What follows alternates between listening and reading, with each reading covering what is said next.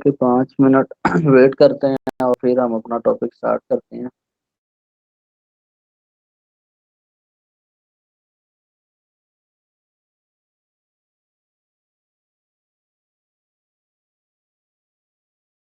हाँ, बेसिकली वो इसी प्रोसेस में आ जाती है। बेसिकली इसमें अप्रूवल ही होते हैं, जो उसको ओके कर रहे होते हैं पीआर को। इसमें डिफरेंट लेवल होते हैं कि अगर 5,000 तक की है तो एक जो परचेज ऑफिसर या स्टोर मैनेजर या इंजीनियर वो उसको रिलीज कर रहा होता है। जब 5 से 50,000 तक जा रही है तो उसको जो टॉप लेवल है वो उसको रिलीज करेगी। तो ये प्रोसेस जो इसमें जी ऐसा ही है, जो क्राइटेरिया चल रहा होता है उसी के इसमें हिसाब सर मैं अपना एक्सपीरियंस शेयर करना चाहूँगा। इसमें जो आप रिलीजिंग स्ट्रेटजी का बता रहे हैं, मेरी इंडस्ट्री से। में जी जो जी। भी हो रहा है उसमें सर हमारे पास जो भी ईआरपी सिस्टम बना हुआ है उसमें ये होता है कि जैसे हम लोग मिनट शीट नहीं चलाते मैनुअल, जब हम सही इंडेंट है। जनरेट करते हैं परचेज रिक्वेजिशन तो उसके साथ एक मिनट शीट जनरेट हो रही होती है। उसमें जैसे मैं प्लानर हूँ तो मैं इंडेंट जनरेट करके पूरा उसकी मिनट शीट जनरेट करूंगा, लिखूंगा उसमें कि प्लान प्रोजेक्ट के लिए मुझे ये सामान चाहिए, इसके लिए मुझे मैनेजमेंट के अप्रूवल चाहिए। वो फिर मैं मार करता हूँ अपने इन्वेंट्री डिपार्टमेंट को। मेरा जो सही है। इन्वेंट्री है वो वेरीफाई करता है कि इसमें जो मैंने स्टॉक जो एडजस्ट किया हुआ है, जो प्रीवियस बैलेंस पड़ा हुआ था वो सही है या नहीं। फिर वो इस तरह यूज़र के पास जाता है, वो चेक करता है कि इसने जो स्पेक्स वगैरह लिखी हैं इंडेंटर ने वो ठीक है या नहीं। और आखिर में जो फिर हम्म, हमारा आर्म फोर्सेस का जो ब्रिगेडियर वगैरह होता है, जो एमडी होता है हमारा, वो उस पर फिर सही। अप्रूव लिख देता है। उसके बाद फिर मैं वो परचेज रिक्वेजिशन जो है वो परचेज डिपार्टमेंट को भेज देता हूँ कि अब आप इस पर अपना एक्शन करें। उसमें जो मेरे आइटम्स होते हैं उसमें मैंने सोर्स ऑलरेडी लिखी होती है, कौन सा आइटम लोकल का है कौन सा कस्टम है। फिर वो इस हिसाब से उसके पीओज बना के मुझे वापस मार करते हैं।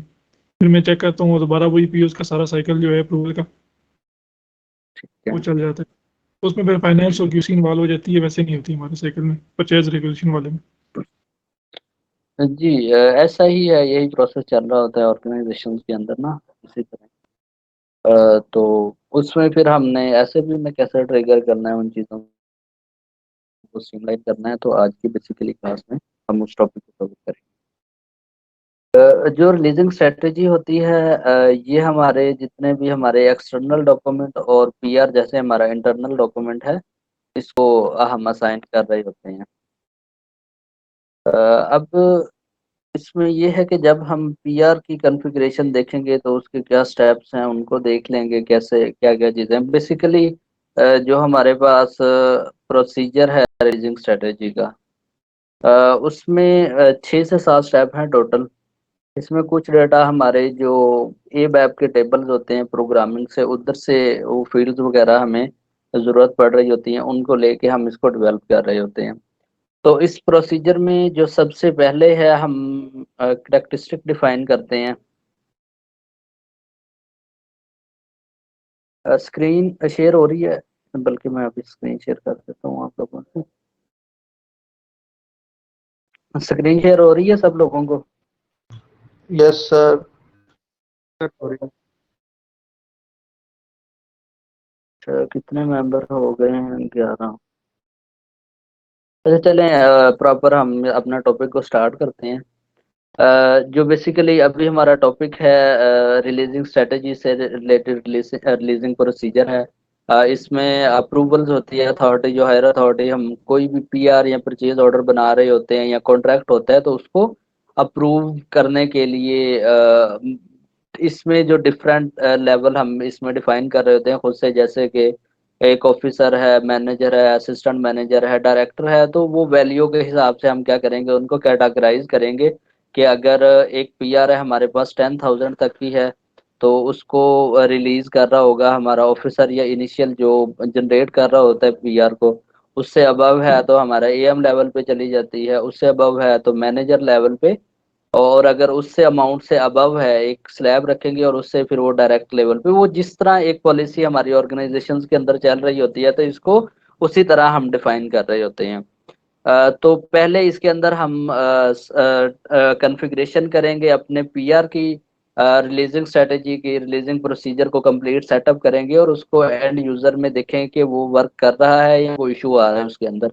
ऐसे ही ये प्रोसीजर हम अपने परचेज ऑर्डर पे अप्लाई करेंगे। बेसिकली इनमें जो प्रोसेस है वो सेम ही है दोनों के अंदर ही, पीआर में भी और परचेज ऑर्डर के अंदर भी। लेकिन पीआर में थोड़ी सी चेंजिंग है, बेसिकली टेबल्स और उसमें जो फील्ड्स है, ये जो टेबल है हमारे पास CEBAN और ये फील्ड, ये नेक्स्ट हम प्रॉपर स्टार्ट करते हैं तो ये चीजें क्लियर हो जाएंगी। इनका डिफरेंस आ रहा होता है, बाकी प्रोसेस सबका सब जो हम सेम इसमें करेंगे वही चल रहा होता है। सबसे पहले इस प्रोसीजर के अंदर हम करेक्टरिस्टिक डिफाइन कर रहे होते हैं। जैसे कि एक पीआर को जब हम रिलीज कर रहे होते हैं तो उसमें 3 से 4 चीजें हम यूज कर रहे होते हैं। बैकएंड से टेबल उठा के एक डॉक्यूमेंट टाइप, कि हमारी कौन सी डॉक्यूमेंट टाइप पे हमने किस पर्सन को ऑथोराइज करना है कि इसको वो रिलीज करे इस डॉक्यूमेंट टाइप को। उसके बाद उस डॉक्यूमेंट की वैल्यू को, बेसिकली कि जो डॉक्यूमेंट में वैल्यूज यूज हो रही होती है, 10,000 है, 50,000 है, जैसे ही अब एक प्रोसेस चल रहा होता है, 1 लाख है, 1.5 लाख तक, वो जिस तरह हम एक प्रोसीजर डिफाइन करेंगे। जैसे कि यहाँ पे अगर आ जाते हैं, एक पीआर लेस देन 50,000 है, तो उसको जी कौन सा हमारा इनिशियल लेवल पे जो मैनेजर है वो रिलीज करेगा। अगर 50,000 से 1 मिलियन तक है तो उसको हमारा सीनियर मैनेजर करेगा या असिस्टेंट मैनेजर करेगा। तो उसके बाद अगर उससे अबव अमाउंट है तो हमारा डायरेक्टर। तो बेसिकली इनकी कॉन्फ़िगरेशन कर रहे होते हैं हम कि कैसे वैल्यू को डिफाइन करना है। और नेक्स्ट है हम प्लांट लेवल पे यूज कर रहे होते हैं कि कौन से प्लांट को और किस अमाउंट तक कौन वो कर रहा होगा। ये बेसिकली हम इसको परचेज ऑर्गेनाइजेशन लेवल पे भी इसको डिफाइन कर रहे होते हैं, इन 3 चीजों को।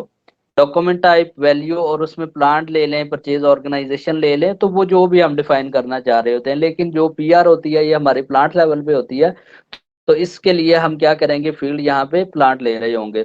अभी प्रोसेस जब कंप्लीट हम कॉन्फ़िगरेशन कर रहे होंगे तो ये चीजें मजीद वहां पे आप लोगों को क्लियर हो जाएंगी। सबसे पहले हमने करेक्टरिस्टिक डिफाइन करनी है, डॉक्यूमेंट टाइप के लिए, डॉक्यूमेंट वैल्यू के लिए और प्लांट के लिए। इसके बाद नेक्स्ट जो इसमें स्टेप है, हम क्लास डिफाइन करेंगे एक, जिसमें ये जो करेक्टरिस्टिक है इनको कंबाइन करेंगे। और इसके बाद नेक्स्ट हम रिलीज ग्रुप डिफाइन करेंगे। ये आपस में सब चीज़ें इंटरलिंक है। करेक्टरिस्टिक डिफाइन करेंगे तो इसकी बेस पे हमारी क्लास बन रही होती है। ये बेसिकली एक ही क्लास डिफाइन हो रही होती है पीआर के लिए पूरे सिस्टम के अंदर, और एक क्लास हम डिफाइन कर रहे होते हैं परचेज ऑर्डर के लिए। अच्छा, इसमें ना ये प्रोसीजर हम कल कंप्लीट करेंगे तो एक प्लांट पे वन टाइम एक ही वो हो सकती है। मीन कि अगर मैं इसकी कॉन्फ़िगरेशन कर रहा हूँ तो जब आप कॉन्फ़िगरेशन करेंगे जो मैंने डाटा यूज किया होगा उसको पहले डिलीट करेंगे और फिर आपको कॉन्फ़िगरेशन की अलाउ करेगा। जैसे कि हम बाकी डॉक्यूमेंट टाइप क्रिएट कर रहे होते हैं 5 से 10 एक ही बार, तो नेक्स्ट भी क्रिएट कर रहे होते हैं तो वो कोई इशू नहीं आता। लेकिन जब हम रिलीजिंग स्ट्रेटेजी डिफाइन कर रहे होते हैं तो ये सर्वर पे मीन के जो हमारी कंपनी होती है उसमें एक ही क्लास डिफाइन हो रही होती है और उसमें डिफरेंट चीजें हम सब की सब डिफाइन कर रहे होते हैं। इसके बाद जो नेक्स्ट है सेटअप प्रोसीजर, फिर इस क्लास की बेस पे हमारे रिलीज ग्रुप डिफाइन हो रहा होता है।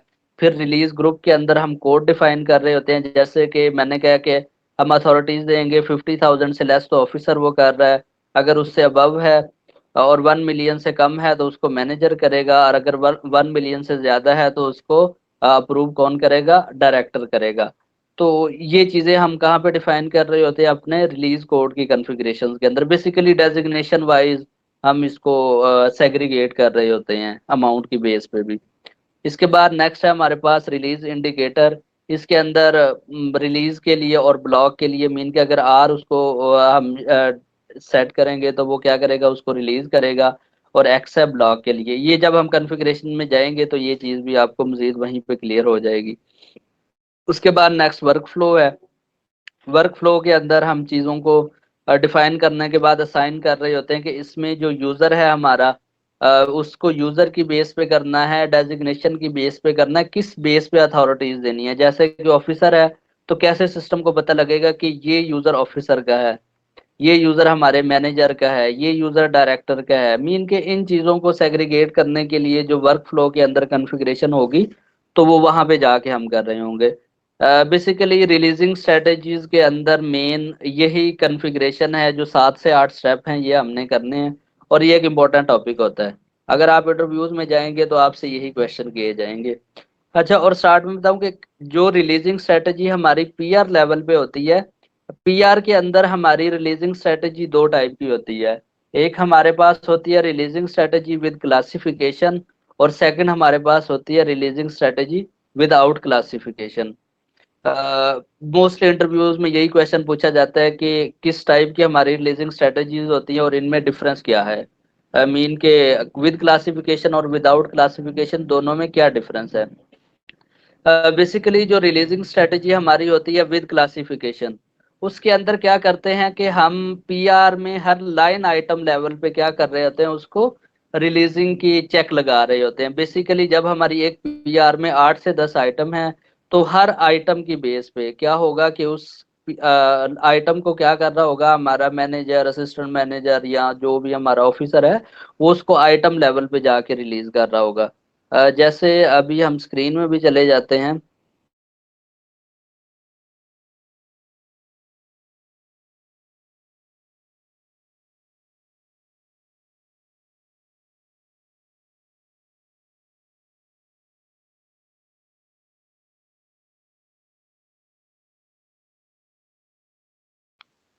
अब इस पे आइटम लेवल और हेडर लेवल में क्या डिफरेंस है। आइटम का भी मैंने बताया था कि किसी भी उसमें आइटम लेवल जो चीजें हमारी यहाँ पे डिफाइन हो रही होती हैं ये व्यू के अंदर, तो ये सब का सब क्या है, हमारा आइटम लेवल व्यू है ये नीचे वाला, और ये जो ऊपर है ये हेडर लेवल है।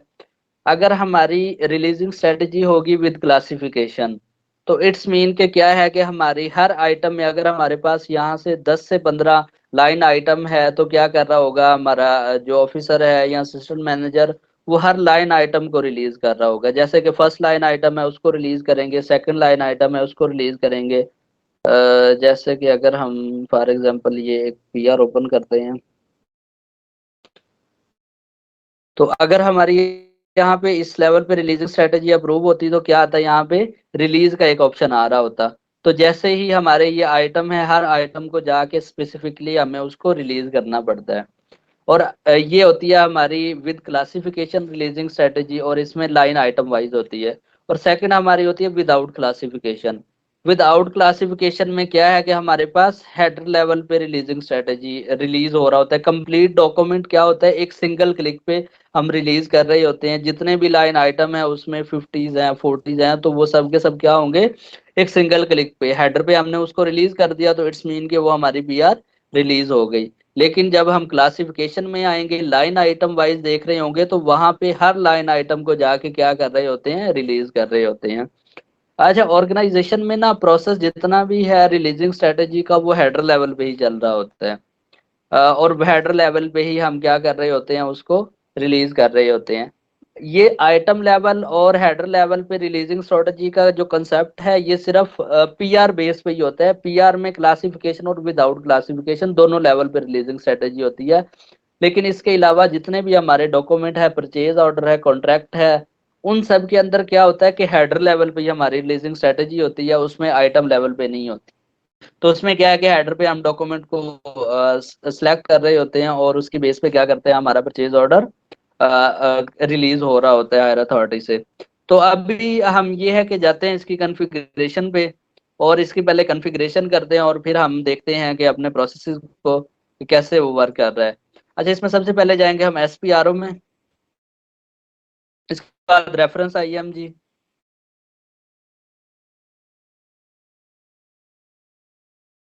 रेफरेंस आईएमजी के अंदर ये बेसिकली हमारी परचेजिंग से रिलेटेड है, तो हम जाएंगे मटेरियल मैनेजमेंट।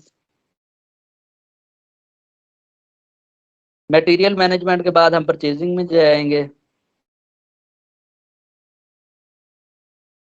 अब परचेजिंग के बाद हमने पहले ये डिफाइन करनी है परचेज रेक्विजिशन की बेस पे। परचेज रेक्विजिशन में जाएंगे, और इसके बाद जाएंगे हम रिलीज प्रोसीजर में। और इसमें सबसे पहले मैंने बताया था कि अच्छा बेसिकली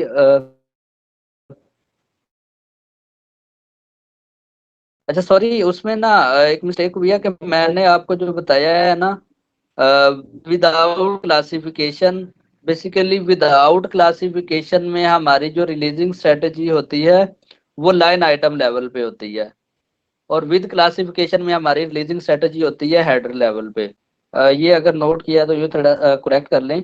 कि जो हमारी विदाउट क्लासिफिकेशन है रिलीजिंग प्रोसीजर, वो हमारा होता है आइटम लेवल पे, और जो हमारा है विद क्लासिफिकेशन वाला वो हमारा होता है हेडर लेवल पे।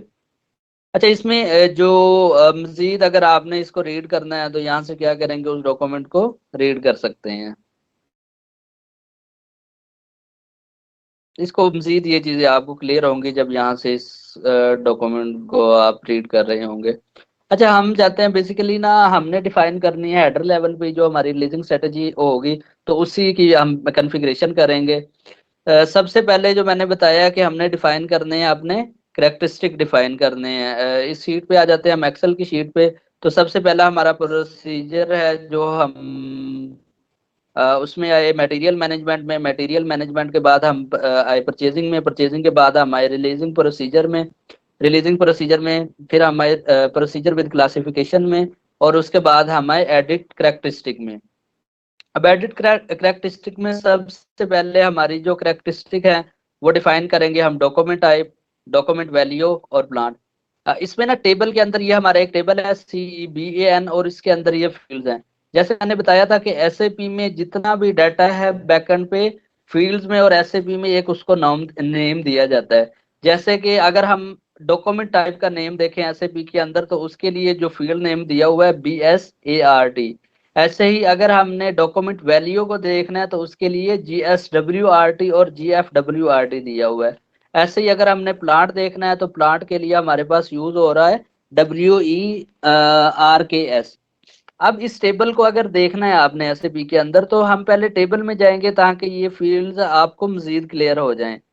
/O, और हमारे पास जो टेबल को देखने के लिए टी कोड है SE11 है, SE11 इसमें जाएंगे। अब ये डेटाबेस के टेबल्स हैं, जितना भी हमारा SAP में डाटा सेव हो रहा होता है बैकएंड पे, ये टेबल्स के अंदर सेव हो रहा होता है। जितनी भी ट्रांजैक्शन कर रहे होते हैं हम, ये बेसिकली टेबल में सेव हो रहा था SAP के बैकएंड डाटा में। तो इसके लिए जो हमारा टेबल है वो मैंने जो बताया है CEBAN मीन के ये वाला टेबल, ये जो CEBAN आ रहा है। अब इसमें डिफरेंट फील्ड्स होंगी। अभी जब हम इस ऐप पे जाएंगे, इसको हम डिस्प्ले कर लेते हैं। अब ये डिफरेंट फील्ड्स हैं SAP में, उनके क्या नाम है, जैसे कि परचेज रिक्विजिशन डॉक्यूमेंट टाइप का क्या नेम है SAP में, BSART। अगर कंट्रोल इंडिकेटर है तो उसके लिए है BSAKG। उसके बाद अगर परचेज ग्रुप है तो परचेज ग्रुप के लिए है EKGRP। बेसिकली ये क्या किया हुआ है SAP ने नेम दिए हुए हैं डाटा को सेव करने के लिए बैकएंड में अपने सिस्टम में, जिस तरह ये कोडिंग में चीजें डिफाइन हुई हुई हैं। तो हमें क्या चाहिए, सबसे पहले उसमें जो 3 चीजें हमने यूज करनी है रिलीजिंग स्ट्रेटेजी के लिए। सबसे पहले हमने डॉक्यूमेंट टाइप, इसका फील्ड नेम क्या है SAP में, डॉक्यूमेंट वैल्यू का और प्लांट का। हम जाते हैं यहाँ पे टेबल में, BSART ये स्टार्ट में किसके लिए है, परचेज रिक्विजिशन की डॉक्यूमेंट टाइप के लिए। अच्छा, अगर इसमें ना ये हम पे डिपेंड करता है कि मैंने जैसे इसमें प्लांट लिया तो आप परचेज ग्रुप की बेस पे भी वहां पे यूज कर सकते हैं। तो उसके लिए क्या करेंगे, EKGRP फील्ड और वो टेबल ले लेंगे। जैसे सेकंड मैंने यहाँ पे लिया हुआ है प्लांट, WERKS। तो आप यहाँ पे स्टोरेज लोकेशन भी ले सकते हैं, मटेरियल ग्रुप भी ले सकते हैं।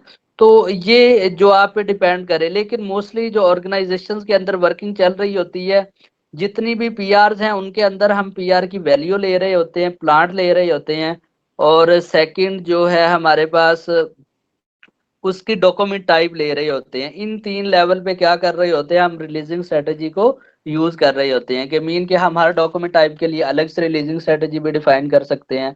अब उस डॉक्यूमेंट टाइप में डिफरेंट वैल्यूज होंगी, तो उस वैल्यू के लिए हम उसको सेग्रीगेट कर सकते हैं। और अगर हमारे 2 से 3 प्लांट है तो हर प्लांट के लिए उसकी सेग्रीगेशन कर सकते हैं अथॉरिटी की अप्रूवल के लिए। तो हम जो है यहाँ पे अपनी 3 फील्ड ही लेंगे। जैसे एक फील्ड है हमारे पास document type, second document value, और थर्ड है हमारे पास प्लांट। तो ये हम 3 वैल्यूज अपनी यूज करेंगे।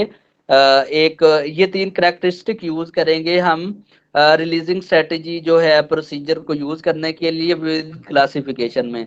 तो सबसे पहले हम एडिट करेक्टरिस्टिक में आते हैं और अपनी एक करेक्टरिस्टिक डिफाइन करते हैं डॉक्यूमेंट वैल्यू के लिए। मतलब पहले हम करते हैं डॉक्यूमेंट टाइप के लिए। तो उस स्क्रीन पे आते हैं हम, इसमें सबसे पहले वो प्रोसीजर है, प्रोसीजर विद क्लासिफिकेशन, और इसमें सबसे पहले आना है हमने इस टैब पे एडिट करैक्टरिस्टिक में। इसको डबल क्लिक करेंगे तो ये स्क्रीन शो हो जाएगी हमारे पास। सबसे पहले हमने उस करैक्टर को नेम देना है।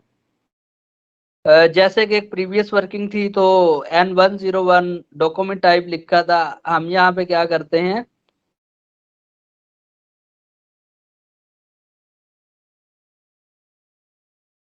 NT101 underscore TOCTYP। ठीक है। बेसिकली हमने क्या किया, उसको एक नेम दिया है जैसे यहाँ पे यूज हो रहा है। और इसको हम क्या कर लेते हैं, अपना एक फील्ड नेम यूज कर लेते हैं। ये बेसिकली उस करैक्टर का नेम होगा, NT101 underscore TOCTYP document type. और इसको जब हम एंटर करेंगे, ये हमें नेक्स्ट क्या करेगा, वांट टू क्रिएट करैक्टरिस्टिक, इसको ओके करेंगे।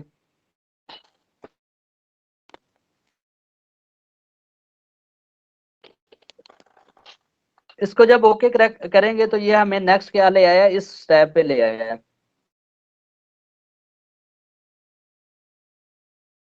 अब इस स्टेप पे आने के बाद हम यहाँ पे यूज करेंगे मल्टीपल वैल्यू और रिक्वायर्ड एंट्री रिक्वायर्ड, और उसके बाद हम जाएंगे एडिशनल डाटा में।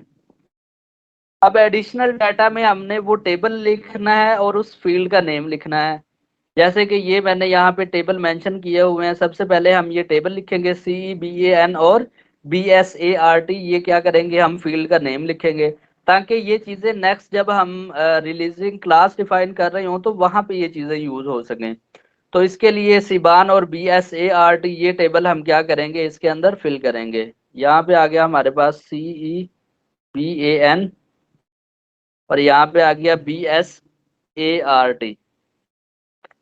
बेसिकली इन टेबल का और इन फील्ड का लिंक है हमारे जो प्रोग्रामिंग है उसके साथ।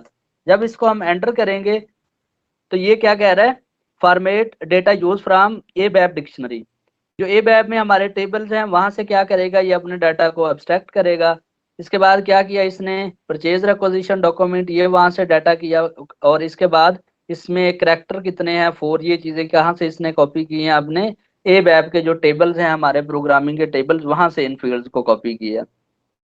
इसके बाद जब आपने डॉक्यूमेंट टाइप क्रिएट करनी है तो वहां पे मल्टीपल वैल्यूज लिखना है और entry required. Basically multiple values हम क्यों लिख रहे हैं, क्योंकि जब हम इसको ट्रिगर कर रहे होंगे रिलीजिंग स्ट्रेटेजी को, तो हमारी 8 से 10 या 4 से 5 जितनी भी डॉक्यूमेंट टाइप होंगी सबको हम वहां पे यूटिलाइज कर सकेंगे। और एंट्री रिक्वायर्ड उस टैब पे हमें एंट्री का ऑप्शन आ जाएगा कि हम वहां पे मल्टीपल वैल्यू ऐड कर सकेंगे। इसके बाद हम जाएंगे डिस्क्रिप्शन में, यहाँ पे ऑलरेडी चीजें फिलअप की हैं। उसके बाद हम जाएंगे नेक्स्ट वैल्यू में। अब वैल्यू हमने देनी है। बेसिकली वैल्यू क्या कह रही है कि हमारे पास जो हमने अपनी डॉक्यूमेंट टाइप क्रिएट की है, डॉक्यूमेंट टाइप हमने जो क्रिएट की थी वो की थी NT10 के नेम से। NT10 और NT20 के नेम से हमने डॉक्यूमेंट टाइप क्रिएट की थी, तो हम इसको क्या करते हैं NT10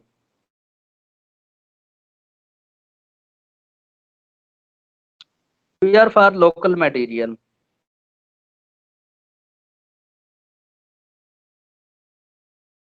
इसके बाद नेक्स्ट जाएंगे हम एडिशनल डाटा में।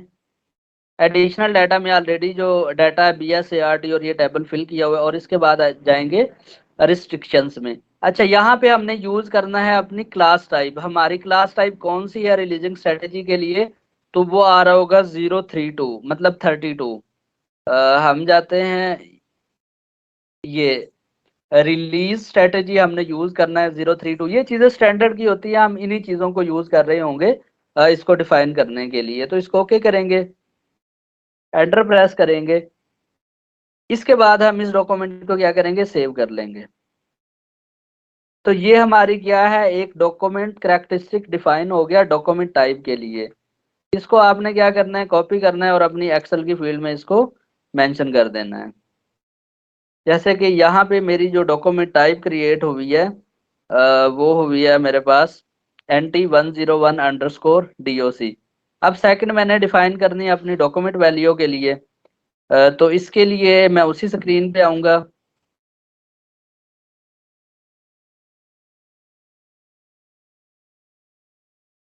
एक फील्ड मैंने डिफाइन कर ली। उसके बाद मैं यहाँ पे जो नेक्स्ट फील्ड है उसको डिफाइन करता हूँ डॉक्यूमेंट वैल्यू के लिए। तो इसको मैं नेम देता हूँ NT101 _ और यहाँ पे मैं लिख लेता हूँ DOC वैल्यू।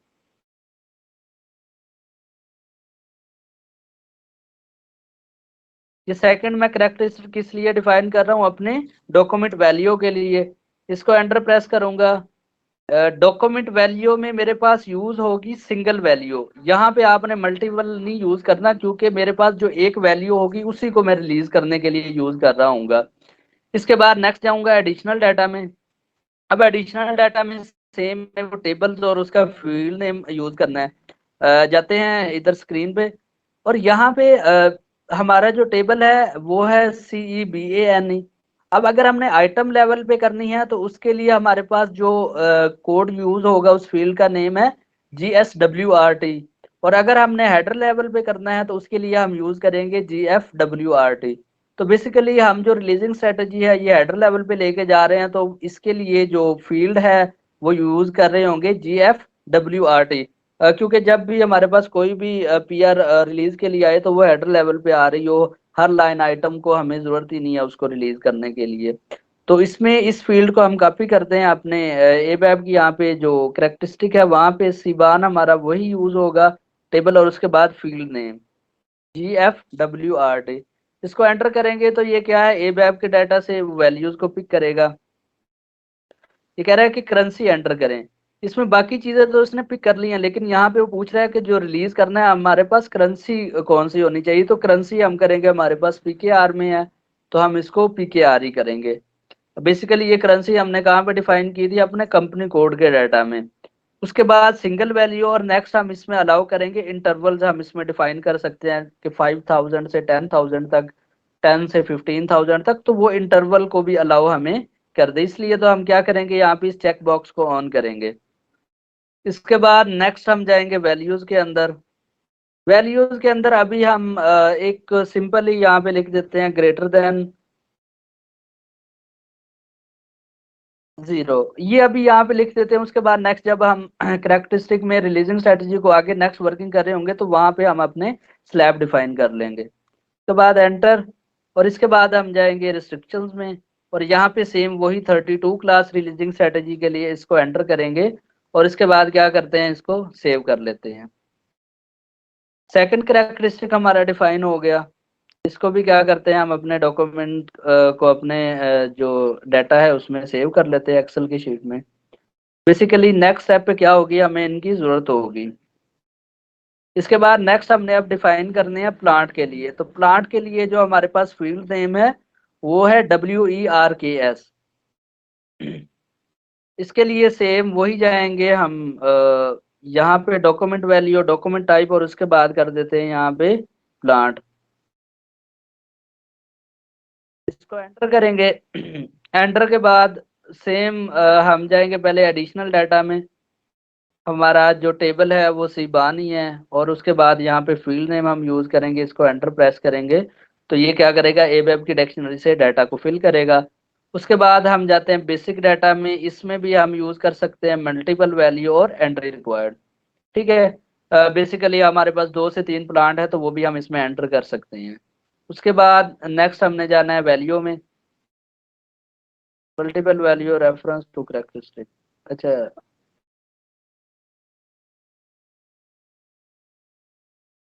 तो यहाँ पे हमारा प्लांट है NT10।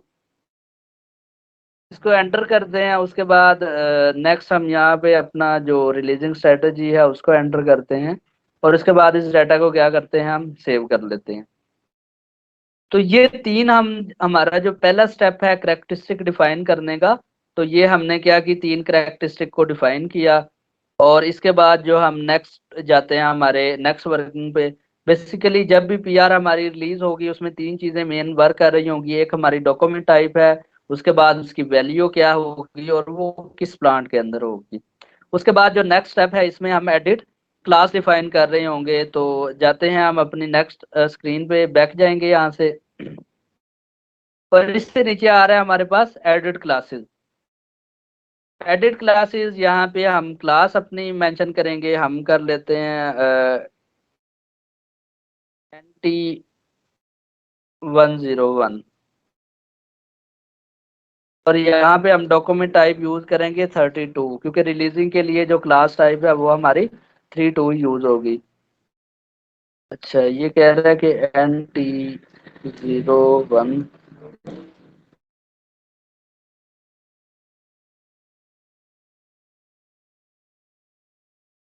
और यहाँ से हम आएंगे और इसको क्या करेंगे, क्रिएट करेंगे।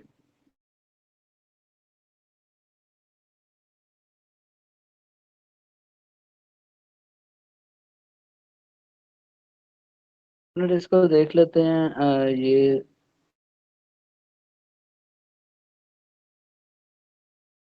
आना तो यही चाहिए, और अगर हम इसको करते हैं TN01, अच्छा वो ऑलरेडी NT10 यूज होगा, तो इसका हमने क्लास का जो नेम है वो यूज किया है TN01। अच्छा, ये जो भी डाटा आप यहाँ पे एंटर कर रहे होंगे तो इसको एक्सेल में मेंशन कीजिएगा, ताकि ये डाटा बाद में हम यूज कर सकें। कंट्रोल भी। अब ये TN क्लास है। अब ये जो तीन हमने करेक्टरिस्टिक डिफाइन की है ये हम यूज कर रहे होंगे इसी में नेक्स्ट स्क्रीन पे। इसके बाद नेक्स्ट हमने जाना है करेक्टरिस्टिक में। अच्छा, यहाँ पे लिखेंगे रिलीजिंग स्ट्रेटजी फॉर PR।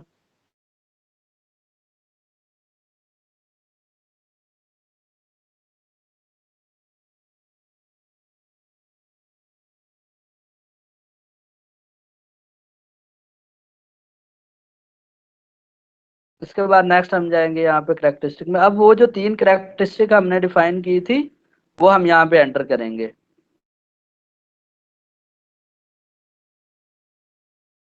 पहली करेक्टरिस्टिक, उसके बाद सेकंड,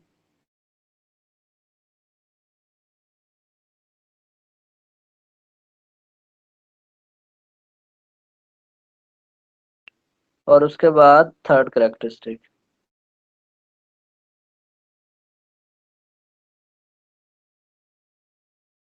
जब हम इसको एंटर करेंगे तो ऑटोमेटिकली क्या किया इसने, जो इससे पहले हमने डाटा डिफाइन किया वहां से ये करेक्टरिस्टिक को पिक कर लिया इसने ऑटोमेटिकली।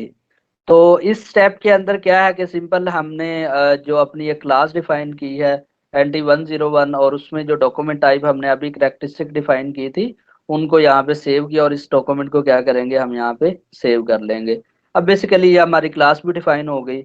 इसके बाद जो नेक्स्ट है सेटअप प्रोसीजर विद क्लासिफिकेशन में हम आते हैं, और यहाँ पे सबसे पहले हम रिलीज कोड डिफाइन करेंगे। अच्छा, ये जो मैंने बताया था कि हम सिर्फ एक ही रिलीज कोड यहाँ पे डिफाइन कर रहे होंगे, रिलीज ग्रुप, तो इसके लिए जो पहला ग्रुप है हम क्या करेंगे, इसको यहाँ से डिलीट करेंगे। बेसिकली जब आप भी अगर सेटिंग करेंगे, जो एक मैंने ग्रुप डिफाइन किया हुआ होगा तो आप क्या करेंगे, उसको वहां से पहले डिलीट कर देंगे, क्योंकि बेसिकली एक टाइम में एक ही हम उसको रिलीजिंग स्ट्रेटजी को डिफाइन हम यहाँ पे कर सकते हैं। इसके बाद न्यू एंट्री में जाएंगे तो हम यहाँ पे पहले अपना ग्रुप डिफाइन करेंगे, रिलीज ग्रुप। इसको कह देते हैं TN10। अच्छा, ये टू करेक्टर ही होता है यहाँ पे ना, हम इसको यूज कर लेते हैं TN, और यहाँ पे हम यूज करते हैं जो हमने क्लास जो अभी डिफाइन की थी उसको यहाँ पे फिल करना है हमने, TN10। इसको कॉपी करते हैं,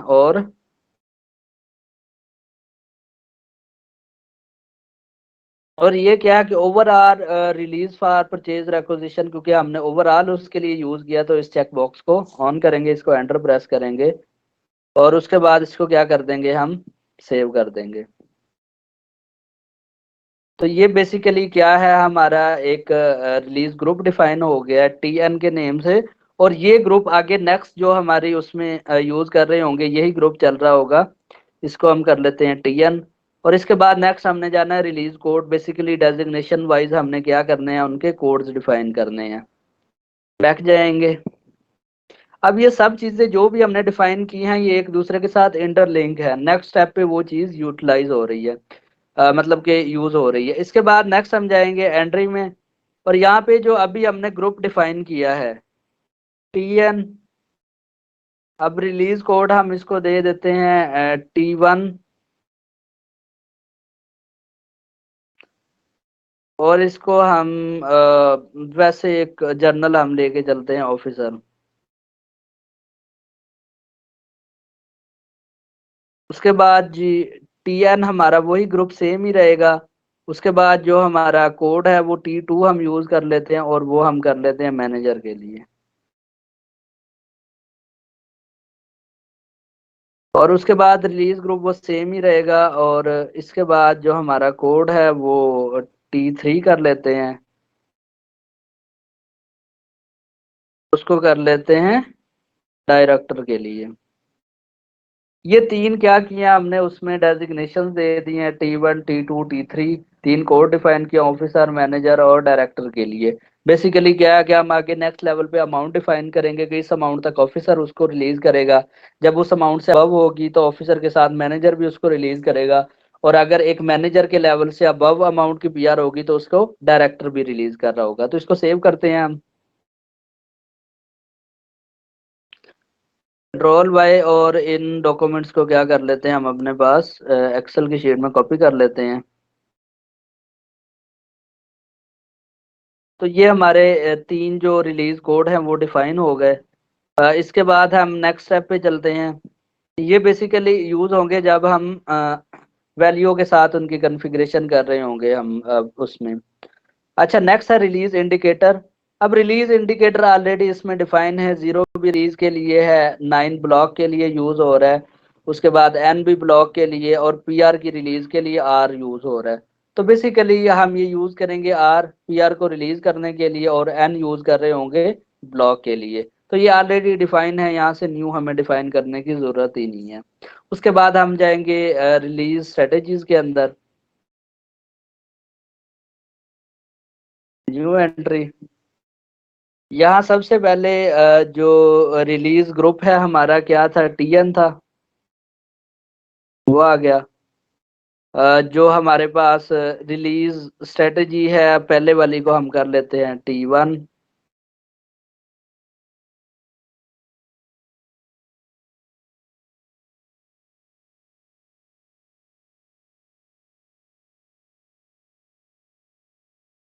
PR रिलीज कर लेते हैं, और इसमें जो कोड हमने डिफाइन किए हैं इसलिए हमने जो T1 है पहले हम यूज करते हैं T1 को। बेसिकली 2 से 3 हम डिफाइन करेंगे स्ट्रेटजी। जो पहले डिफाइन की है T1, इसको जो है हमारा ऑफिसर है वो उसको डिफाइन करेगा। हम उसमें डिफाइन करेंगे कि इस अमाउंट तक जो हमारा है ऑफिसर वो इसको अप्रूव कर सकता है। इसके बाद नेक्स्ट हम जाएंगे रिलीज प्रीरेक्विजिट्स में। इसके बाद ये सिंपल बता रहा है कि इसका T1 और T2, इसमें जब हमारे पास 3 से 4 डॉक्यूमेंट होंगे तो ये फिर मजीद क्लियर होगा कि हम कैसे इसको यूज कर रहे होंगे। उसके बाद रिलीज स्टेटस में अगर कोई भी बंदा उसको रिलीज ना करे तो वो हमारी जो PR है वो क्या होनी चाहिए, ब्लॉक रहनी चाहिए, मीन के N होगा। जब तक T1 उसको ओके नहीं करेगा, रिलीज नहीं करेगा, तो वो हमारी क्या है, ब्लॉक ही रहेगी। और अगर उसको T1 जो है फर्स्ट मेंबर जो हमारा ऑफिसर है वो उसको अगर रिलीज कर देता है तो वो क्या होनी चाहिए, R होनी चाहिए। R से रिलीज होगा और N से क्या होगा, वो ब्लॉक होगा। इसको कंटिन्यू करते हैं। उसके बाद नेक्स्ट जाना है हमने क्लासिफिकेशन में। अब क्लासिफिकेशन में यहाँ पे हमें वो यूज कर रहा है कि हमने जो हमारे पास है परचेज रेक्विजिशन, किस परचेज रेक्विजिशन पे हमने उसको यूज करना है। जैसे कि यहाँ पे हमने यूज किया था जो हमारी है NT10 लोकल मटेरियल की, जो हमने एक PR डिफाइन की थी, तो उस पे हमारी जो रिलीजिंग स्ट्रेटजी है वो एप्लीकेबल हो। उसके बाद टोटल वैल्यू, कितनी वैल्यू है हमने यहाँ पे डिफाइन किया था 0 से अबव, तो हम यहाँ पे कर लेते हैं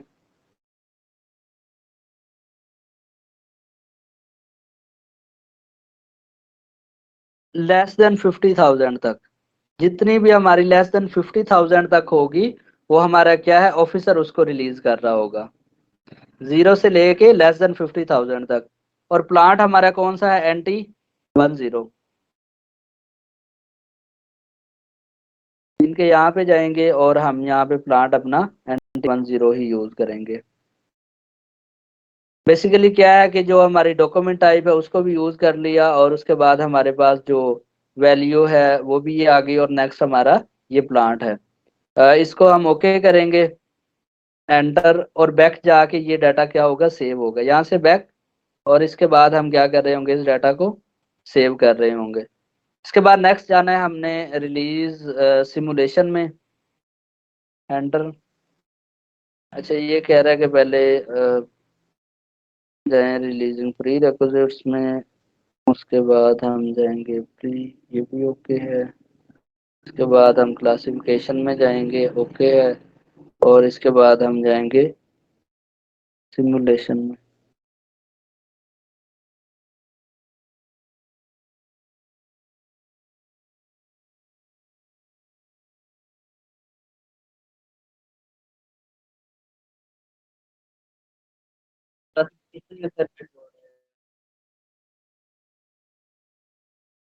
अच्छा,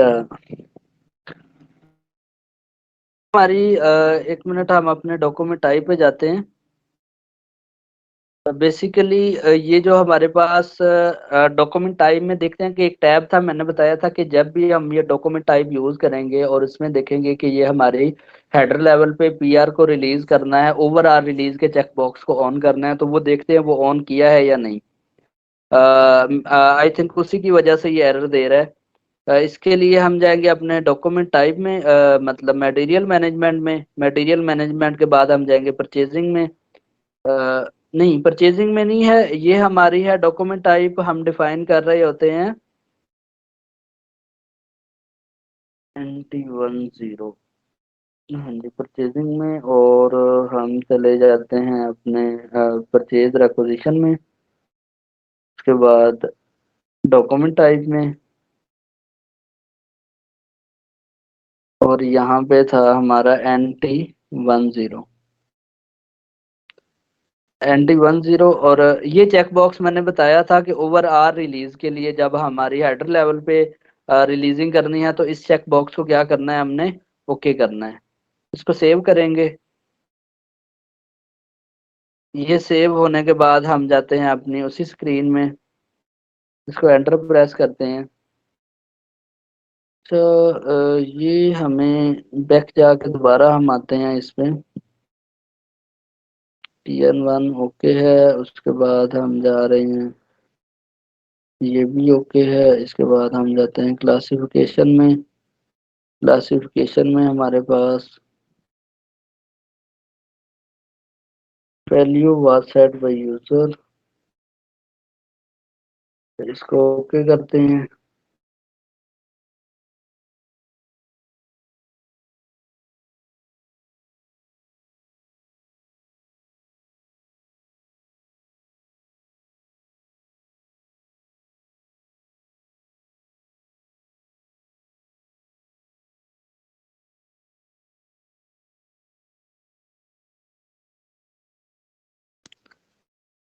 अच्छा, ये हमें यहाँ पे दे रहा है एरर, इसको दोबारा से एक बार देना नहीं चाहिए।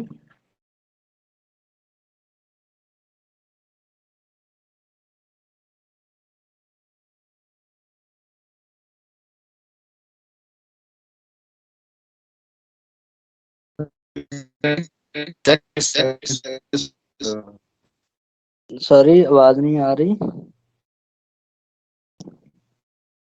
हम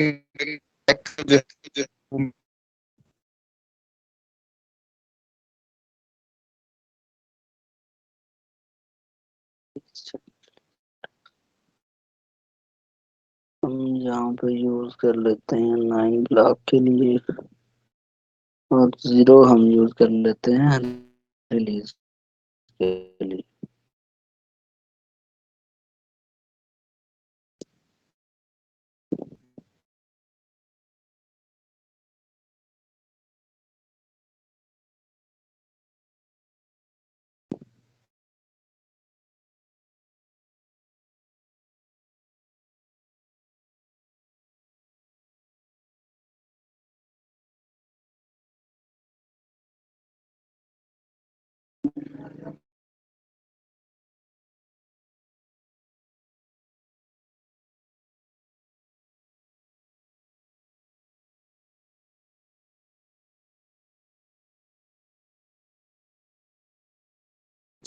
अच्छा, इसके बाद इस पे आना है, हम यहाँ पे जाते हैं सिमुलेट में।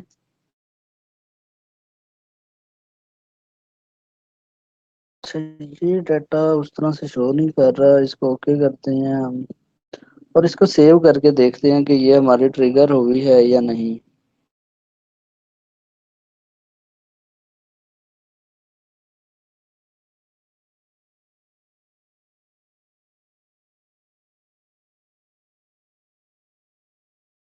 अच्छा, यहाँ पे डाटा सेव हो गया हमारा। इसके अंदर जो रिलीजिंग क्लासिफिकेशन है, वो कह रहा है कि पहले चेक में जाएंगे और उसके बाद नेक्स्ट हम रिलीजिंग स्ट्रेटेजी में डाटा को देखेंगे।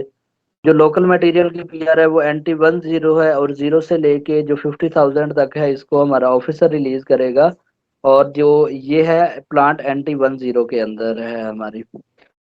इसके बाद नेक्स्ट हम यहाँ पे डिफाइन कर लेते हैं एक और मीन के, ये थी ऑफिसर के लिए। अब एक हम डिफाइन कर कर लेते हैं जो ऑफिसर से और उससे मीन के मैनेजर लेवल तक हो। उसमें अमाउंट को हम चेंज कर लेंगे।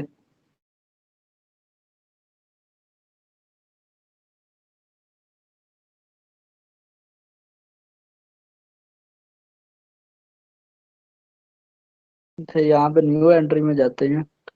ये भी हमें नहीं करने दे रहा।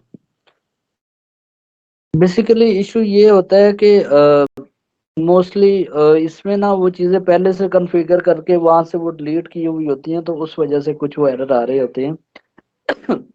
इनवाइल हम क्या है कि दोबारा एक और वो ग्रुप डिफाइन करते हैं। इसको नेम देते हैं T2 का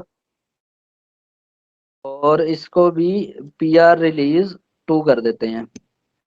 अब वो पहली जो है उसको ऑफिसर रिलीज कर रहा था, और अब इसके साथ जो हम अमाउंट यूज करेंगे उसमें 2 पर्सन के पास इसकी अप्रूवल चली जाएगी। मीन के पहले हमारा ऑफिसर उसको रिलीज करेगा और उसके बाद जो असिस्टेंट मैनेजर है या मैनेजर है जो हमने वो करेक्टरिस्टिक डिफाइन किया तो वो उसको रिलीज करेगा। इसके बाद नेक्स्ट जाएंगे हम रिलेशन। इसमें ये कि हमने कैसे चलना है।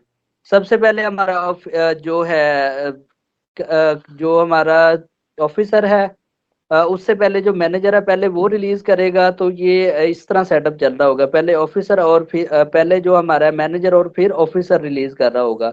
या इसको डाउनवर्ड चलना है, पहले हमारा ऑफिसर रिलीज करेगा और फिर उसके बाद मैनेजर। तो मोस्टली जो रिलीजिंग स्ट्रेटेजी ऐसे डाउनवर्ड चल रही होती है कि ऑफिसर रिलीज करता है फिर असिस्टेंट मैनेजर कर रहा होता है या मैनेजर फिर उसके बाद डायरेक्टर कर रहा होता है। तो इसको इस प्रोसेस में हम लेके चलेंगे। इससे नेक्स्ट जब 3 हमारे पास डॉक्यूमेंट होंगे तो ये चीज मजीद आपको क्लियर हो जाएगी, जब 3 लेवल से एक डॉक्यूमेंट रिलीज हो रहा होगा। उसके बाद हम जाएंगे रिलीज स्टेटस में। अगर हमारे पास कोई भी रिलीज ना करे तो वो डॉक्यूमेंट क्या होना चाहिए, हमारा ब्लॉक ही होना चाहिए।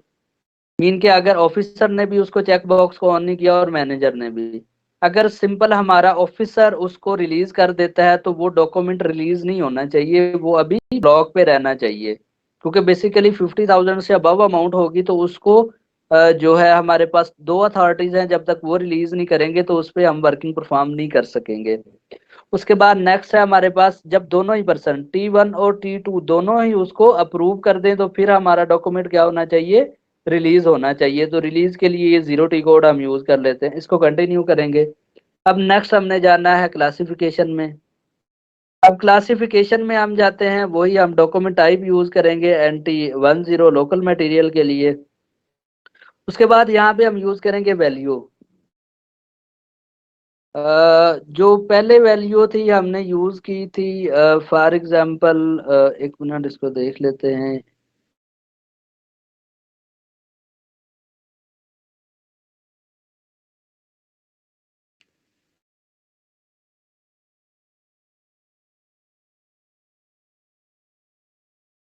मीन के 50,000 से ग्रेटर वैल्यू, और हम इसको कर लेते हैं जी सिफर और लगा देते हैं। 0.5 मिलियन की रेंज में जो भी हमारे 50,000 से अबव और 0.5 मिलियन की रेंज में जो भी हमारी PR होगी उसको रिलीज कर रहा होगा हमारा मैनेजर। ठीक है, ये उसकी वो आ गई। और उसके बाद जो प्लांट है हमारा वो NT10 ही है, इसको एंटर करेंगे। उसके बाद नेक्स्ट बैक जाएंगे। इसके बाद हम एक बार रिलीज स्टेटस पे, और इसके बाद हम जाएंगे सिमुलेशन में, यस करेंगे। और उसके बाद नेक्स्ट बैक जाएंगे। इसके बाद हम एक बार रिलीज स्टेटस पे और इसके बाद हम जाएंगे सिमुलेशन में, यस करेंगे। और इसके बाद नेक्स्ट बैक जाएंगे। इसके बाद हम रिलीज स्टेटस पे और इसके बाद हम जाएंगे सिमुलेशन में, यस करेंगे। और ये डाटा क्या हुआ, हमारा सेव हो गया। इसके बाद जो थर्ड है, हम यहाँ पे एक और डिफाइन करेंगे। ये कह रहा है कि पहले आप रिलीज स्टेटस में जाएं और यहाँ से डिस्प्ले इसको सेव कर देते हैं। ऑलरेडी सेव है, इसको बैक जाते हैं हम।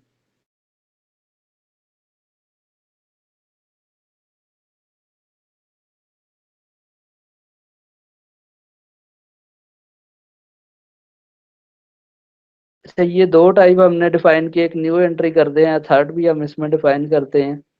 ये वो एक एरर दे रहा है कि पहले उसमें जाए रिलीज उसमें, और फिर ये ऑप्शन पे क्लिक करने देगा। इसके बाद ग्रुप वही NT10।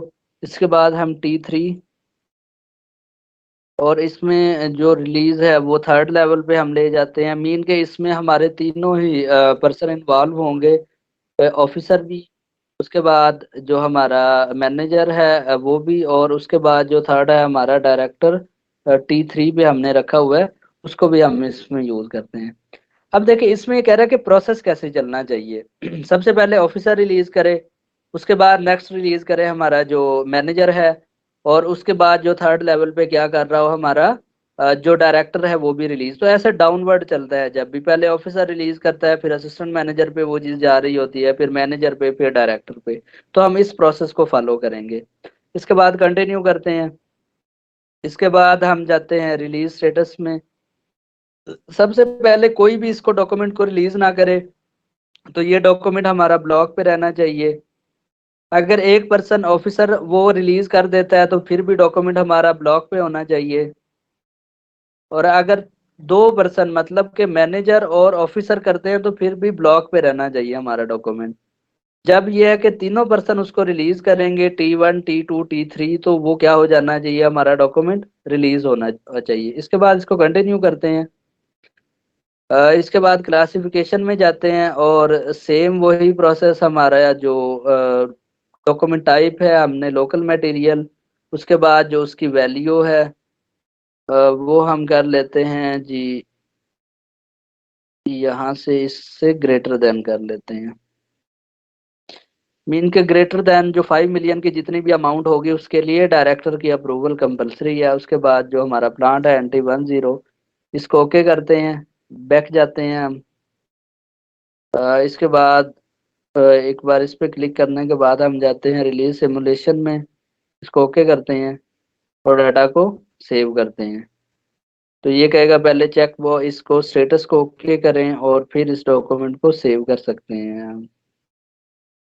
तो ये डॉक्यूमेंट क्या है, हमारा सेव हो गया। तीनों लेवल पे क्या है, हमने जो रिलीजिंग स्ट्रेटजीज हैं वो डिफाइन की हैं।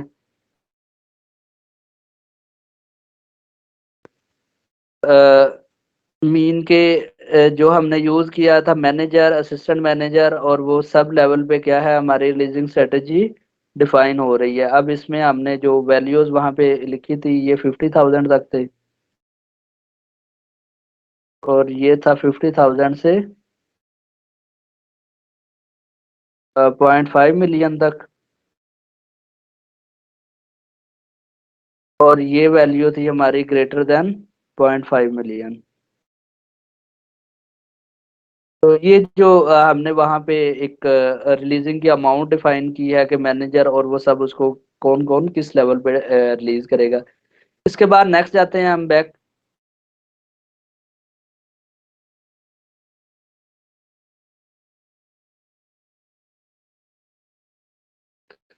अब नेक्स्ट हमने जाना है वर्क फ्लो के अंदर। वर्क फ्लो में हम यहाँ पे जाएंगे न्यू एंट्री में, ग्रुप हमारा सेम वही है। अच्छा, बेसिकली इस लेवल पे हम डिफाइन कर रहे हैं कि हमारा कौन पर्सन ऑथोराइज है, और उसको हम असाइन कर रहे होते हैं कि कौन सा यूजर इसको उसके लिए अप्रूव के लिए यूज हो रहा होगा। तो यहाँ पे ग्रुप है हमारा TN1, TN जो हमने डिफाइन किया था, ये यहाँ से हम जाते हैं इसको सर्च करते हैं तो हमारा जो ग्रुप है TN वाला वही यूज हो रहा होगा। उसके बाद जो कोड है T1, प्लांट है हमारा NT10, और यहाँ पे वो पूछ रहा है कि किस लेवल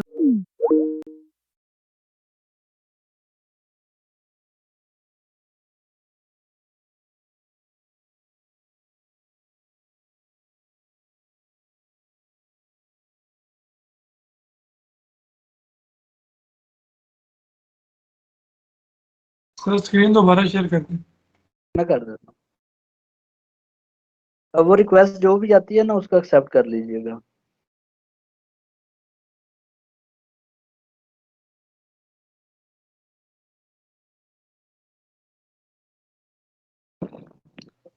अच्छा, रिलीजिंग स्ट्रेटजीज वो हमने डिफाइन कर ली थी। नेक्स्ट स्टेप है हमने अब नेक्स्ट इस पे चीजें डिफाइन करनी है वर्क फ्लोज के अंदर।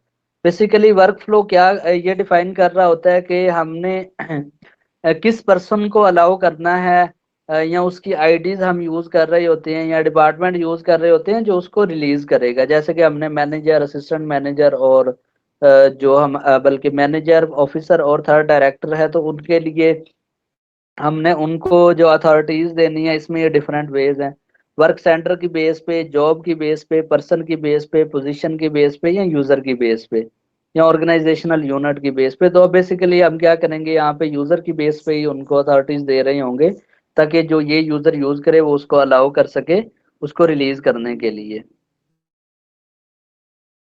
सर कम नहीं आ रहा।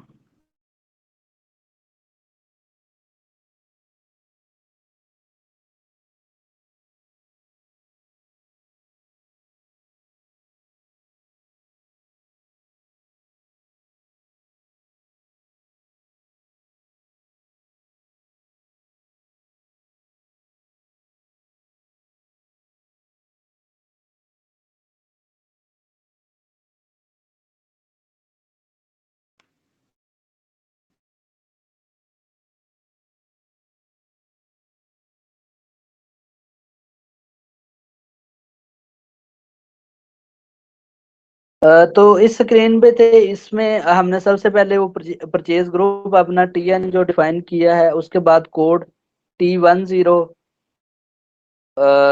यहाँ पे हम यूज कर लेते हैं वो TN, हमारा ग्रुप वो सेम ही है। उसके बाद जो सेकंड T2 हमने डिफाइन किया था कोड, और उसके बाद TN, और यहाँ पे T3 जो बेसिकली हमारे डायरेक्टर के लिए था। प्लांट है हमारा सेम वही NT10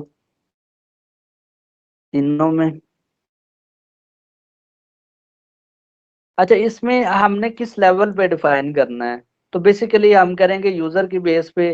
जो हमारा यूजर होगा वो इसको डिफाइन उसको जो मतलब एक हम यूजर आईडी उसको देंगे, तो उसी यूजर आईडी से क्या हो रहा होगा, वो रिलीज हो रहा होगा। अच्छा, बेसिकली अभी इसकी अथॉरिटी मैं क्योंकि अपने आप को ही दे रहा हूँ, क्योंकि अभी जो उस तरह से वर्किंग नहीं चल रही, तो इसको क्या है कि जो भी हमारा डॉक्यूमेंट आएगा उसको मैं ही रिलीज कर रहा हूँ। तो उसके लिए मैं अपना यूजर लिख देता हूँ, यूजर 020।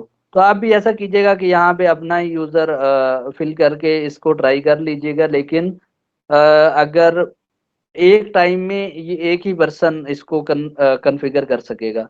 या इसमें यही है कि आप ना इसके प्रोसेस को देख लें कि कैसे ये प्रोसेस कर रहा है, और एक बार इस पे कंप्लीट आप वर्किंग कर लीजिएगा हर पर्सन, ताकि अगर कहीं पे इंटरव्यू में ये चीजें आपसे पूछी भी जाएं कि रिलीजिंग स्ट्रेटजी पे वर्क किया है, तो आपको इन सब फील्ड्स का और इस प्रोसेस का आप लोगों को आइडिया होना चाहिए कि कैसे ये वर्क कर रहा है। तो इस पे एक दो बार आप लोग प्रैक्टिस कर लीजिएगा। इसको सेव करते हैं।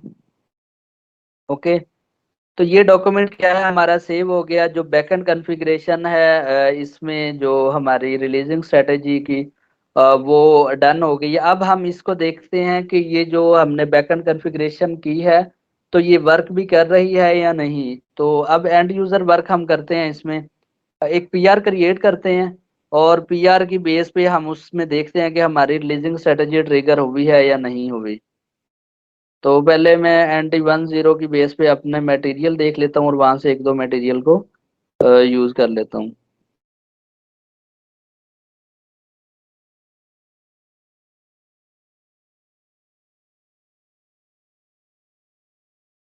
इसके लिए मैं जाता हूँ ME51N में।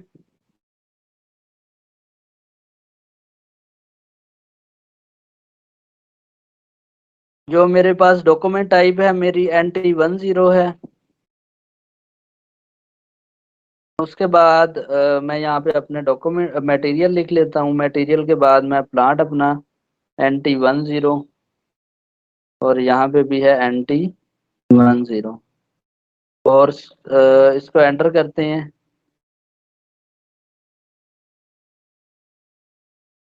अच्छा, वो सेकंड कह रहा है कि मटेरियल फुली उस तरह से डिफाइन ही नहीं है, तो हम क्या करते हैं अभी एक ही मटेरियल को यूज कर लेते हैं।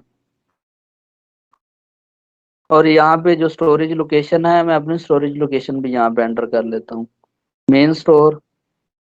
और इसके बाद जो क्वांटिटी है मैं यहाँ पे लिख लेता हूँ 500, बल्कि इसमें 50। और यहाँ पे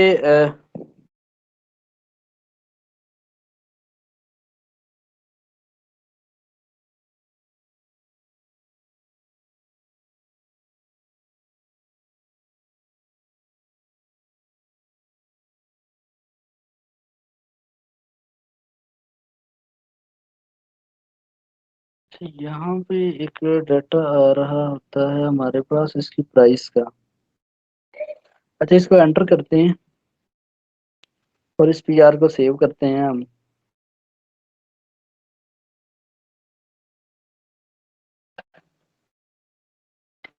तो ये पीआर क्या है, हमारी क्रिएट हो गई है TN105 के नेम से। और यहाँ से क्या करते हैं, हम अपने पीआर को चेक कर लेते हैं।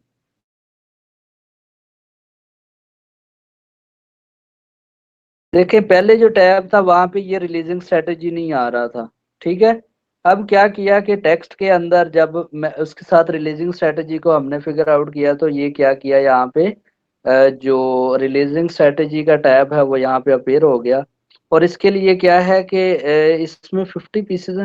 अच्छा, इसमें ना एक टैब आता है, वो यहाँ पे शो नहीं हो रहा, उसको मैं देखता हूँ। यहाँ पे ना इसकी वैल्यूएशन प्राइस उसने शो करनी थी वैल्यूएशन में।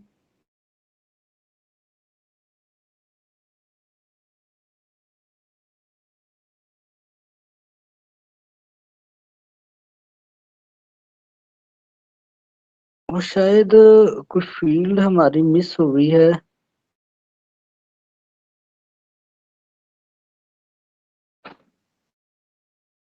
अच्छा ना, उसमें ना यहाँ पे हमारी ना स्टेटस में या वैल्यूएशन में यहाँ पे हमारी जो यूनिट प्राइस है वो आ रही होती है बेसिकली। जैसे कि ये हमारा एक MM60, यहाँ से ये मटेरियल हमने जो यूज किया, इसकी जो प्राइस है वैल्यूएशन वो 2500 है। अब ना ये यहाँ पे शो होनी चाहिए, वो शायद कोई चीज मिस की है जिसकी वजह से ना यहाँ पे शो नहीं हो रही नीचे इसकी क्वांटिटी ना, क्योंकि सर उस पीआर में प्राइस शो होती है, परचेज ऑर्डर में पीआर शो होती है? नहीं नहीं, पीआर में भी शो हो रही होती है, क्योंकि इसका लिंक अब जो रिलीजिंग स्ट्रेटेजी में हमने अमाउंट जो लिखी थी वो हमने लिखी थी मीन के 50,000 से अगर अबव होती है। मीन के अगर 50 मल्टीप्लाई भाई हम 2500 करते हैं, तो ये प्राइस 50,000 से अबव हो जाएगी, ठीक फिर है। शायद सर जब हमने मटेरियल डिफाइन किया तो उस टाइम शायद इसकी वैल्यूएशन डाली ना हो। एक इसलिए मिनट, हम शायद नहीं वहां पे तो डाली हुई है वो तो -OMM60, क्योंकि यहाँ पे तो आ रही है ME।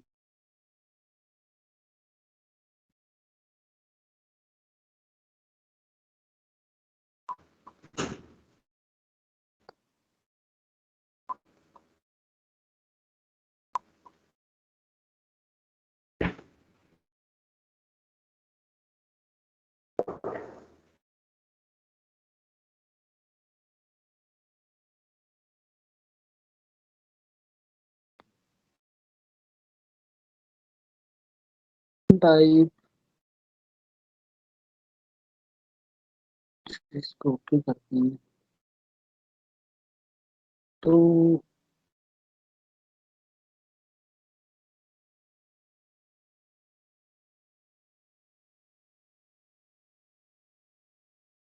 प्राइस के नोट जो मालूम होगा सर।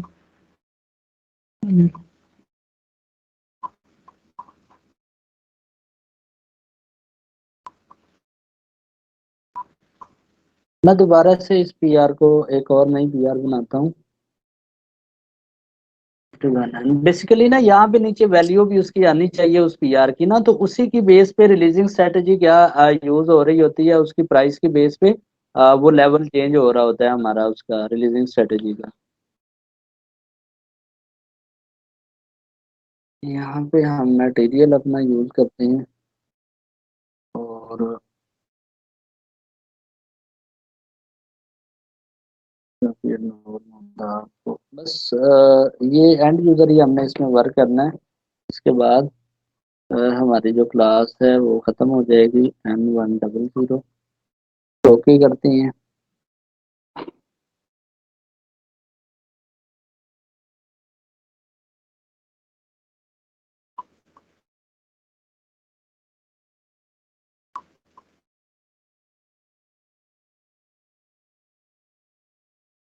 अच्छा, इसको ना अब मैं नेक्स्ट क्लास में देखता हूँ, यहाँ पे नीचे ना उसकी वैल्यू आनी चाहिए।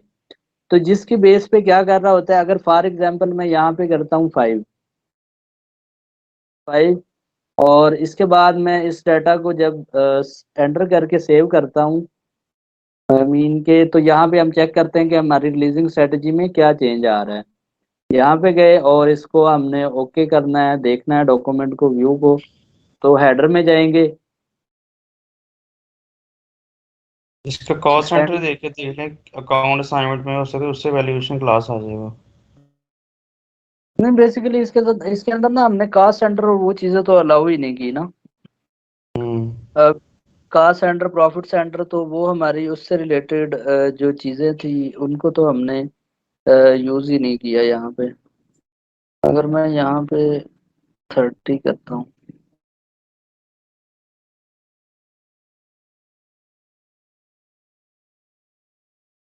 जब यहाँ पे 30 किया तो उसके बाद ये रिलीजिंग स्ट्रेटजी में आ गई हमारे पास। तो यहाँ पे 2 लेवल पे ऑफिसर और मैनेजर के लेवल पे ये क्या आ गई, हमारी अप्रूवल्स आ गई कि मीन के अगर हम इसकी कैलकुलेशन कर लें वो वैल्यू यहाँ आनी चाहिए। उसको मैं चेक कर लूंगा। मतलब कि 2500 मल्टीप्लाई बाई अगर हम 30 करते हैं तो ये जो टोटल वैल्यू बन रही है हमारी 75,000, मीन के 50,000 से अबव बन रही है। तो इसके लिए ये जो रिलीजिंग है हमारी 2% पे आ गई। मीन के इसको पहले ऑफिसर रिलीज करेगा और उसके बाद मैनेजर रिलीज करेगा। तो ये जो हमने रिलीजिंग स्ट्रेटेजी की कॉन्फ़िगरेशन की है वो तो हमारी एक्यूरेट है, लेकिन यहाँ पे ना उसकी वैल्यू नहीं आ रही। तो इसको मैं चेक करता हूँ और कल इस पे मजीद मैं एक बार चेक कर लूंगा कि वो यहाँ पे टैब में शो होनी चाहिए, क्यों नहीं हो रही। तो यहाँ पे क्या था, ऑफिसर और मैनेजर 2% जो है इसको रिलीज करेंगे। इसके लिए मैं अब जाता हूँ जो इसकी रिलीजिंग टैब है, मीन के एंड यूजर वर्क है। मीन के पीआर तो जनरेट कर लिया, अब इसको रिलीज भी करना है एयर अथॉरिटी ने। तो उसके लिए क्या है कि मैं लॉजिस्टिक जर्नल, उसके बाद परचेजिंग, और उसके बाद जाना है परचेज रेक्विजिशन, और इसके बाद जाना है ये रिलीज के अंदर और ME54N इंडिविजुअल रिलीज के लिए। इसको डबल क्लिक करेंगे। अच्छा, purchase requisition 461 can not be release.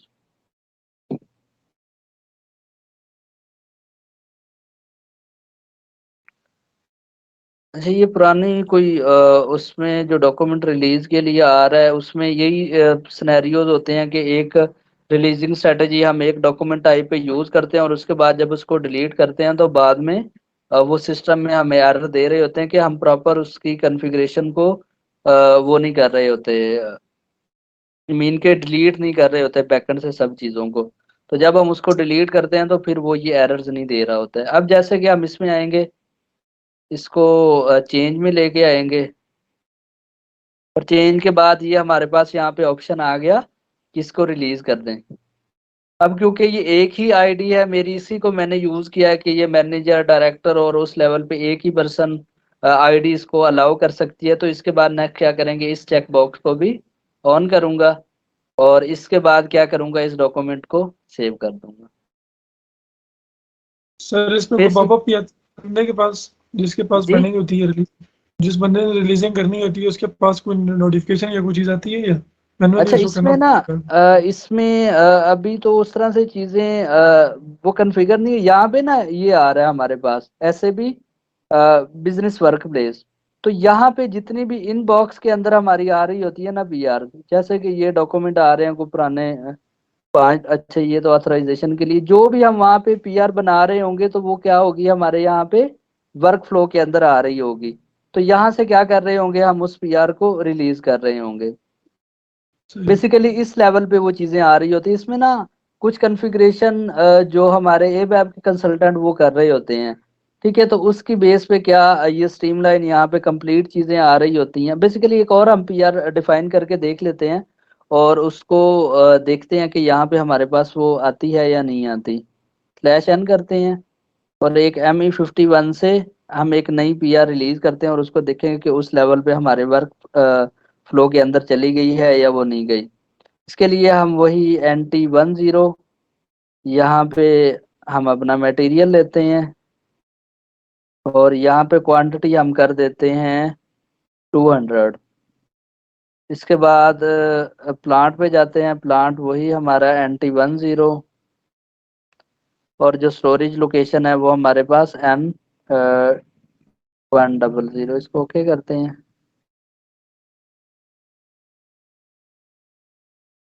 इसके बाद इसको हम सेव कर लेते हैं डाटा को। और अब इसको देखते हैं कि ये हमारी 3 लेवल पे आनी चाहिए। मीन के अच्छा ये यहाँ पे NT10 100, उसके बाद प्लांट हमने NT10 यूज किया। स्टेटस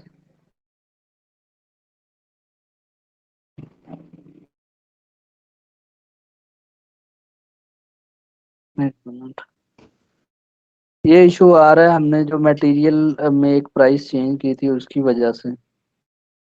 हम सिर्फ जाएंगे अकाउंटिंग डाटा में, इसको करते हैं और यहाँ पे हम अपनी जो पुरानी वैल्यूज है उसी को यूज कर रहे होंगे। यहाँ पे क्या करते हैं, इसको हम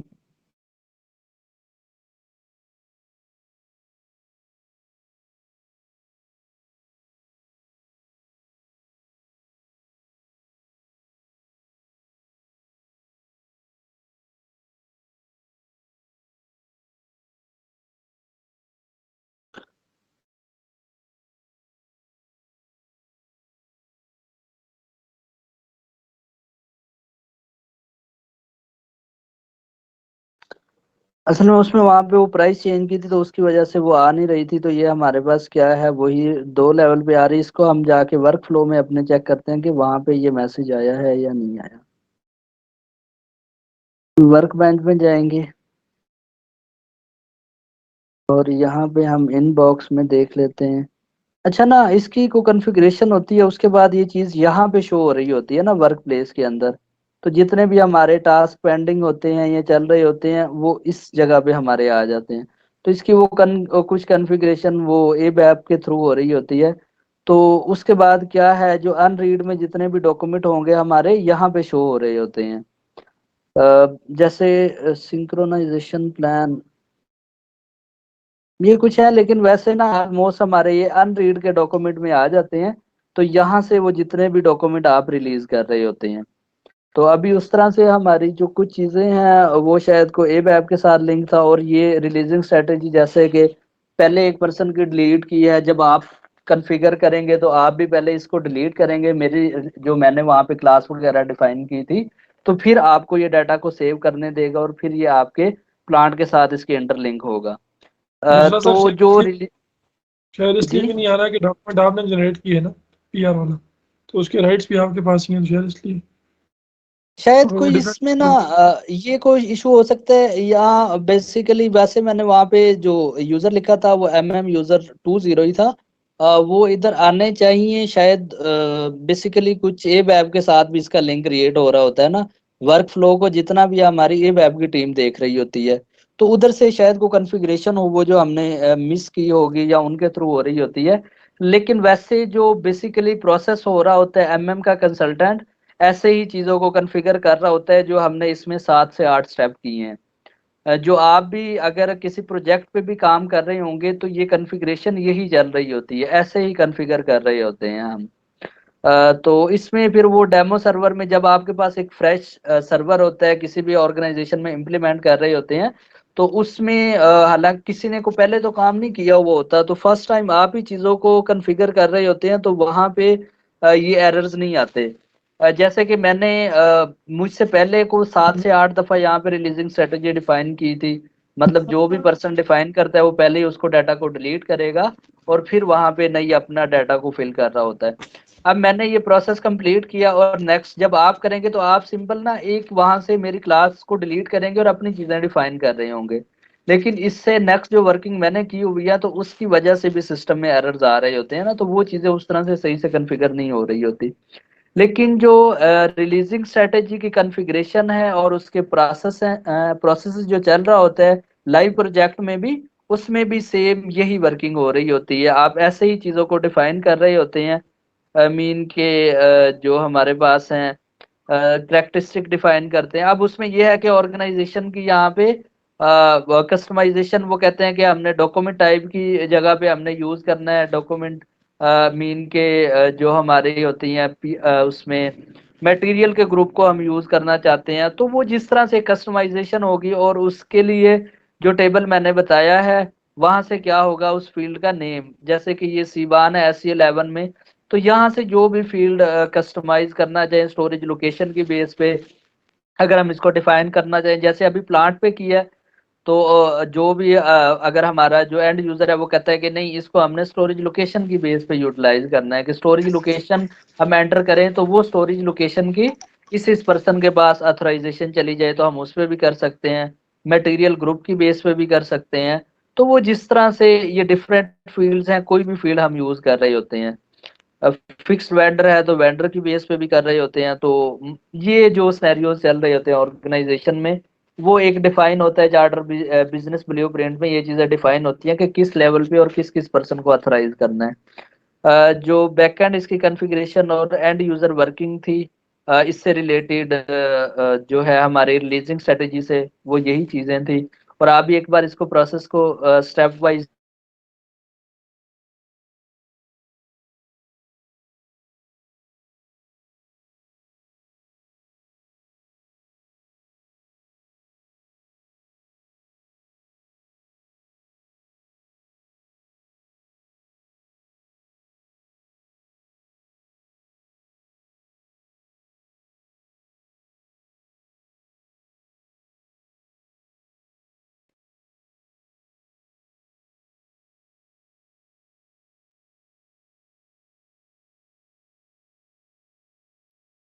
आवाज नहीं आ रही? आवाज आ रही थी बाकी? सर की आवाज डिस्कनेक्ट हो गई है। आज नहीं आ रही भाई।